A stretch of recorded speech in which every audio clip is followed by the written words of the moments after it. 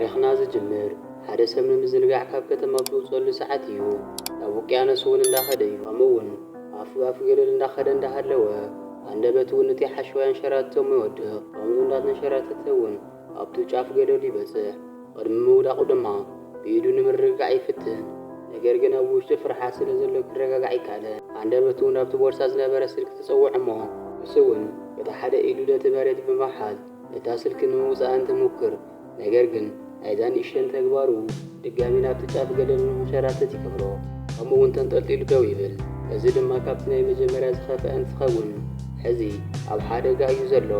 ግን ነፊቱ እውን ብዙሕ ሓሸዋ ስለ ዘሎ ተተንቀሳቒሱ ምውዳቕ ዘይተርፍ እዩ። ከምኡ ድማ እንተወዲቑ ኣብ ታሕቲ ዝጽበዩ በላሕቲ እማን ጥራይ እዩ። ህይወቱ እውን ከጽንኦ ይኽእል። ዓቕሚ ስለ ዝወሓዶ ድማ ንታሕቲ ንምዝላል ወሲኑ እዩ። ከምኡ ድማ እቲ ኣእማን ብማይ ክሳብ ዝሽፈን እንዳተጸበየ ኣብ ዝነበረሉ ሰዓት ሓይሊ ወዲኡ ስለ ዝነበረ አንደበት ሸተት ኢሉ ናብቲ ማይ ይኣቱ።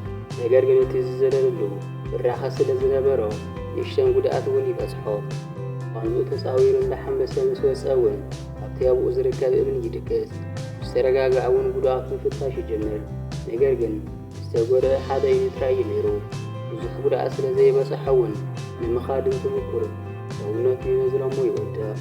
ወዳድቑ እውን ሓደገኛ ስለ ዝነበረ እቲ እምኒ ርእሱ ብሕማቕኛ ይሃርሞ። ሕር ዝተወሰደ ደቓይቕ ምስ ተስአ እውን እቲ ናይ ኢዱ ቁስሊ ከም ዝበኣሰ እውን ይምልከት። እቲ ጉድኣቱ ከቢድ ስለ ዝነበረ እግሩ ንኸይእዘዝ ገይርዎ እዩ። እዚ ብምድንጋጹ ምኽንያት ድማ ሓገዝ ንምርካብ ምሙኳር ይጅምር። ኣብዚ ሰዓት እዚ እውን ኣብቲ ሻንጣ ዝነበረት ሞባይል እውን ትብሎ እሞ ነገር ግን እታ ሞባይል ማይ ስለ ዝኣተዋ ኣይትሰርሕን እያ። ዘለዎ መማረፂ ግን እንዳጠርዐ ሰብ ምጽዋዕ እዩ። ነገር ግን እቲ ቦታ ሰባት ዘይንቀሳቐስሉ ስለ ዝኾነና እቲ ድምፂ እውን ካብቲ ቦታ ስለ ዘይወጽእ እዩ። ተስፋ ብምቑራጽ እውን ተኸዲንዎ ዝነበረ ቲሸርት ብምውፃእ ዝቆሰለ ኢዱ ምእሳር ይጅምር። ብምቕጻል እውን እቲ ቦታታት እንትጉብኒ ብርሕቐት ገዛታት ዘለዋ ደሰት ይምልከት። ንምኻድ እውን እንዳሓሰበ እዩ። እቲ ዝበጽሖ ጉድኣት እውን እንደቲ ዝኸበደ ጓል እኳ እንተኾነ ብድፍረት ናብቲ ማይ ተመሊሱ ይኣቱ። እቲ ሓደ ኢዱ ተጠቂሙ እውን ንምሕንባስ እንትሞክር ነገር ግን ይኸብሮ። ከምኡውን እቲ ማይ ጨዋማ ስለ ዝኾነ ከምዚ ብምውሳኹ ምኽንያት እውን ንእስሒቱ እንዳሓቲ ምስማጥ ይጅምር። ነገር ግን ኣብ መንጎ ፍቕረኝኡ ሓሳብ ትመጽእ እሞ ብጣዕሚ ከም ትፈትዎና ክመውት ከም ዘይብሉ እንዳነገረቶ ብምርኣዩ ከም ብሓዱሽ ሓቦ ብምግባር ናብቲ ጫፍ ባሕሪ ይወስድ። እቲ ስልኩ ንክሰርሐሉ ብምሕሳብ እውን ኣብ ሓሸዋ ይቐብሮ። ምንም ክገብር ስለ ዘይኽእል ሰብ ንኽመጸሉ ኣብ ዝጽበየሉ ሰዓት ብኣንደበቱ እውን ሓደ መንሳፈፊ ቦርድ ይርኢ። ነገር ግን ቅድሚ ንሱ መሓዙ እቲ ማይ ይወስደሉ። ኣብቲ ሽዑ ሰዓት እውን ኣብ ምጉብ ናይ ዝነበረት ሄሊኮፕተር ብኡ ትሓልፍ ነበረት። ኮይኑ ግን ኣብ ውሽጢ ማይ ስለ ዝነበረ ከይረኣይዎ ይተርፉ። ነገር ግን እታ ዝነበረቶ ናይ መትረፊ መንገዲ ብዘይምጥቃሙ ይናደድ። ከም ገለ ገይሩ ናብቲ ሓሸዋ ምስ ወፀ ድማ ሓንቲ ናይ መስተ ቆርቆሮ ምስ ረአየ ድማ ጥርሓ ኮይና ይረኽባ።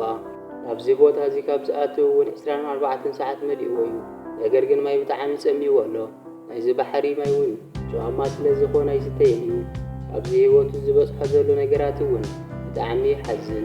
ምሸት እውን እቲ ቁሪ ሓያል ስለ ዝኾነ ቁስሉ ስለ ዘጋድደሉ እቲ ዝረኸቦ ኣልሙንየም ብምሕሻል ባንዝኡ የቃልል።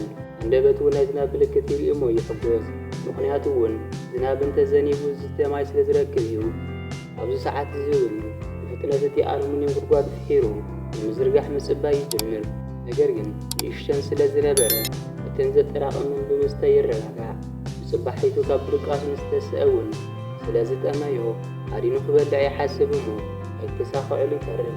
ብቐጻሊ እውን እንታይ ክገብር ከም ዘለዎ ይሓስብ። እታ ዝቐበራ ስልኪ እውን ትብሎ ብሒሩ ምስ ኣውፅኣ እውን ኣብኡ ናዲኦም ብቪድዮ ኮል እንዳዋግዕዎ ነይሮም። ብጣዕሚ ይሕጎስ እሞ ካብዚ ቦታ ብቕልጡን ከውፅዎ ይነግሮም። ነገር ግን ንሶም ምስ ኢሎም እዮም ዝዛረቡ ነይሮም። ምስ ኣስተውዓለ ድማ ቅድሚ ሕዚ ሪከርድ ዝተገበረ እዩ ነይሩ። ነገራት ኩሎም እንዳጠመምዎ ስለ ዝኸዱ ድማ ብጣዕሚ ይሓዝን። ኮይኑ ግን ፍቕረኛውን ቤተሰቡን ሳብ ዝምለስ ይጽበይዎ ከም ዘለዉ ንባዕሉ ብምንጋር ብምብርታዕ ይጅምር። ድሕሪ ዝተወሰነ ጻኒሕቲ ድማ እቲ ቅድሚ ሕዚ ዘምለጠሉ ቦርድ ድማ ይሪኦ። ንሱ እውን እቲ ቦርድ ብምጥቃም ንምሕንባስ ናብቲ ማይ ይኣቱ። ኮይኑ ግን እቲ ማዕበል ደጋጊሙ እንድሕሪት ዋላ እኳ እንተመለሶ ንሱ ግን ተጸሚሙ ነቲ ማዕበል ይሓልፎ። ኣብዚ መንጎ እዚ ሓንቲ ጀልባ ብርሕቐት እንዳኸደት ይርኢ። ምልክት ክህቦም ዋላ እኳ እንተፈተነ ነገር ግን ዓቕሚ ነሶሞ ሙሉእ ሓይሊ ወዲኡ ስለ ዝነበረ እውን ሰውነቱ ከቢብዎ ንውሽጢ ይሰነድ። በቲ ዘለዎ ዓቕሚ እውን ተስፋ ብምቑራጽ ንሞት ይምእታእ። ከም ዕድል ኮይኑ እውን እታ ብማዕዶ ዝረአያ ጀልባ ናብቲ ዘለዎ ብምምጻእ እንዳሰመጠ ኣብ ዝነበረሉ ሰዓት ሓደ ሰብ ካብታ ጀልባ ብምውራድ ህይወቱ ከትርፈሉ ክኢል እዩ። ኣብኡ እንድሓር እውን ኣብ ሕክምና ተወሲዱ ምስ ቤተሰቡ ተራኺቡ ታሪኽና እውን ኣብዚ ይውዳእ። እዚ ታሪኽ ከም ትፈትዎ ይጠራጠረኒ።